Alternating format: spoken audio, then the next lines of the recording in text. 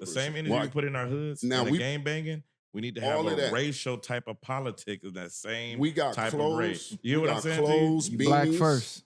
We need to have, clothes, there's other races that have rules they have to follow as a race. You know that, right? It's races. And we don't have to follow no rules until we go to prison.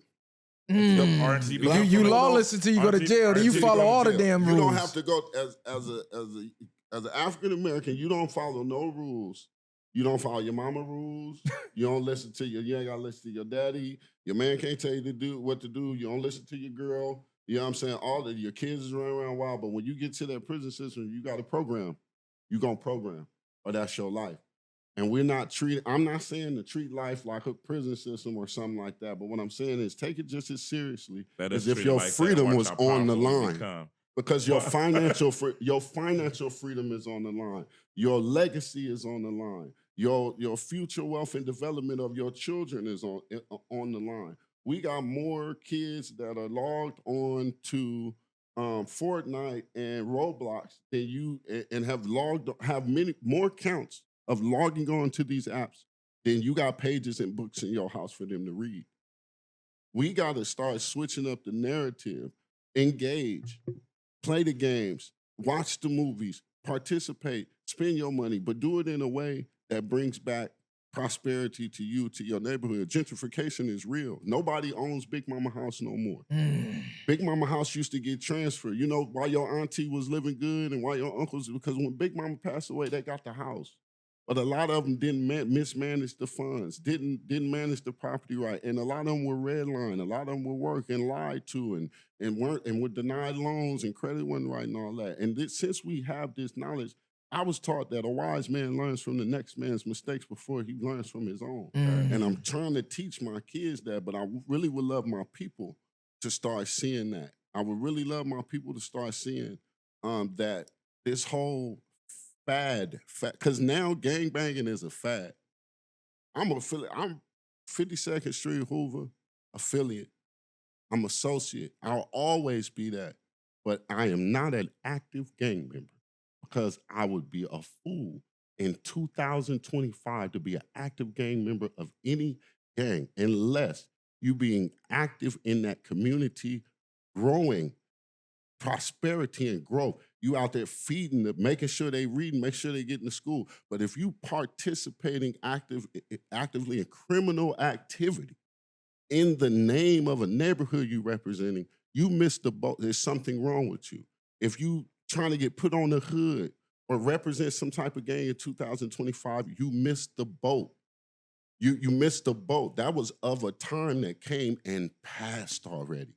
That was a time where we as a people needed an army, and that energy was redirected into drugs and violence and incarceration. That was a time where people produced a generation of soldiers that was supposed to fight against a system. Imagine all them niggas, imagine all them black men in jail right now for gangbanging, minimal offenses, sitting out on the corners, hanging in front of the liquor store, all of it being hard, fighting, shooting, drive-bys, all these hard-ass tough dudes that would make you walk across the street if you went up to their hood. Imagine if they was militant-minded and ready for progression in their communities. They had that same anger and attitude and visceral for education, for making sure their communities were better, for making sure that the economics of their community was what it was, and they didn't allow people to come in. I don't care if they had badges or not to come in police their communities. They did that themselves. We saw a glimpse of that with the Panthers. We saw a glimpse of that with what Raymond and what Tukey had dreams of, but it was infiltrated. And that's, like you were saying earlier, not to like come back, but when we talk about facing bigotry, we good for that. We good to tell a crack and when to be a crack and go crack off and do wham. But what are we doing in this adverse of this racist system that's putting a foot in each one of our asses? I'm not gonna lie, it's not about being rich or poor. It was a struggle for me to get here because of the adverse of just being who I am in this country. And that's a key point, because if we look at the situation with the lady in the park, you see how that race rallied up behind their race regardless. It was a 5-year-old. Right or wrong. They're going to the 5-year-old was kind of big, and they don't even care that it was a child. So now when we looking around, it's time to rally up. Everybody over here with their feelings hurt because we've been at war, gang banging in the street. She was already the brick lady. Yeah. The lady that was got hit in the head. Oh, with a brick, yeah, supposedly got viral. Yeah. Now, instead of everybody rallying up, who cares about who did what? This person's they backing up, like this same lady who, right or wrong, they backing her up. Instead of us rallying behind and seeing what's going on and getting to the bottom of them and standing where we need to stand, everybody it started a male-female superiority argument on the internet. Dudes ain't this, females, I'd rather be in a forest with a bear versus all this wild stuff crazy. Just came up out of that. And what did it do? It just caused more division. It just sowed more seeds of separation. That's why we was doing the battle of the sexes, to try to bring it together, because situations like this should show y'all who the real enemy is. Correct. What's really going on. Because even the ones you see doing the donating, they're being puppeted as well, but they don't realize they're being used as a pawn. And it starts with the Black nuclear family, because we're 13.7% of the population, according to the census in the US. So let's just say the race war that they're trying to drive to kick off really kicks off. We ain't got no allies. It's over. We got, bro, number one, we got no allies. Number two, we already fighting at each other. So if we at war destroying ourselves, think about it. You don't get a rep unless you take a reputable out. That reputable is going to be better to fight on the front line than this coward over here. But we spend all our days hunting out the reputable. So we eliminating the best soldiers that we got, number one. Number two, women celebrating abortions, and we already the fucking minority. We already 13%. Since the inception of abortions, it's been an estimated like over 19 million Black kids eliminated. So just add 19 more million. It's called euthogenics, people.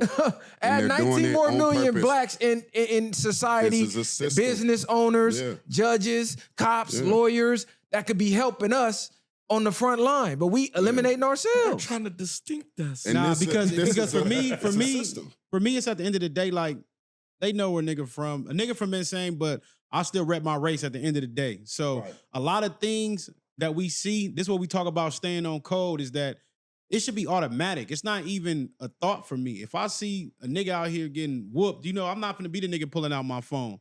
A lot of people, that's what they're gonna do. They're gonna record you. That's but other races, they gonna get cracking. It don't matter what it is. They ain't even asking. Yeah. That's one of them. They don't care if they right or wrong or nothing. They staying on code and they getting cracking. But we don't like ourselves. No, but this is what I was finna get at. That was my point. Like, even with this lady right now, regardless if it was a kid, she was wrong. The parent could have handled it. You could have talked to the parent in a respectful way and told the kid not to do it again. You could have talked to the kid yourself in a respectful way and got it. And how'd you even let the kid get in a diaper bag because the baby that she had didn't look like it was moving nowhere. She was holding it. Yeah, so it don't really look like, and I don't know where the parents was for the 5-year-old, but that's neither here nor there. It should have never got to this point. But if we stayed on code, like bro was just saying, y'all basically just gave this lady a payday. That's what I said. I said, damn, that's all they got to do is call us a nigga to get paid. Call you a nigga and get paid. Yeah, so because all I seen Black people doing, I see even Black people going with the white side and not even trying to make this a race thing, but it is a race thing.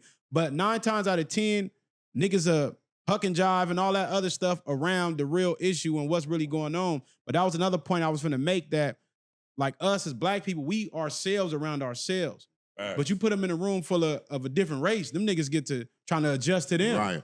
Them niggas get to trying to be like how they want them to be. Right. So we still got a long line to go far as when it comes to us. But 9 times out of 10, niggas need to just get on one accord when it comes to shit. Get on code. Stay on code. You see all these other races, they are staying on code. Whether they got their little back and forths in their communities amongst themselves, when it come to facing everybody else, the world, they on code. We the only ones off code. And this is not, this is like what El Hajj Malik El Shabazz said at Malcolm X, as most of y'all know him if y'all don't know that name. We don't hate. We're not promoting hate. We're not promoting segregation. All Blacks for themselves, to be by themselves, leave us alone, don't talk to us. No, we understand before we can intermix, mingle, talk, work, grow, or anything with y'all, we have to be able to do that with ourselves first. It's so detrimental for me to go take all of that energy to build all of that growth and development and give it to you and neglect home. And a lot of it is the view. A lot of us don't view it as home. A lot of us don't. This is what my brother's talking about right now, about that conditioning. My kids grew up. I'm not religious, but I'm a Pan-African Garveyite. That's not a religion. That's just what I believe in. You know what I'm saying? Studying the ways of Marcus Mosiah Garvey. I raised my kids in that household. So they know who Dr. Clark is, Dr. Ben is. They know who Dr. Sebi is. They know who Shahrazad Ali is. They know who Shaka Musa Barashango is.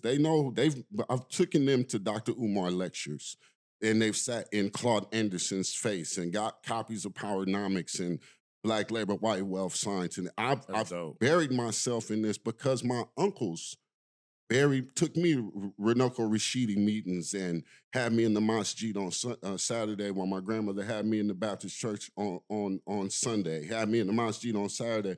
And so my grandfather, who was a Panther out the Central chapter of the Black Panthers, who took me to what they call class, is where I learned, Jesus was named Yahshua, and, the syllables J, U, and S didn't exist at the time he did. And it was a breakdown. So I had all of these patterns of education. And even though my childhood was spread out, as y'all see when y'all get a copy of my book, the thing about it is I was able, through the birth of my kids, to recognize this is where my power lies. This is mine right here. So the hood can't take nothing from me. The police can't take it from me. Mama can't kick me out of it. Daddy can't not be there, me up out of it. Because, Pops ain't there, so now I got these problems, these issues. No, this is a clean slate with them. I can teach them all the things I've learned, all the things I wasn't able to acquire, and give them a little bit more, And so that's why, and I don't, like I said, I don't want people to kind of watch this and be like, damn, well, they on some black power, white hate. No. We on some black love, hate. We tired of hating. We've been hating each other ever since y'all put us in a pen and wrote that letter. Willie Lynch wrote that letter. Y'all realize it's really too much. I take way too much. You gotta go outside, constantly turn your neck. I don't do no hating. I ain't got enough energy for it. I don't care enough either. Yeah. It's a whole obstacle. After you start hating and getting beef, you gotta start doing extra shit. You gotta start taking extra shit, taking extra risk. Right. Like when you can simply just be like, all right, my nigga. Right. I love life so much. I just smile. I smile at a lot of shit.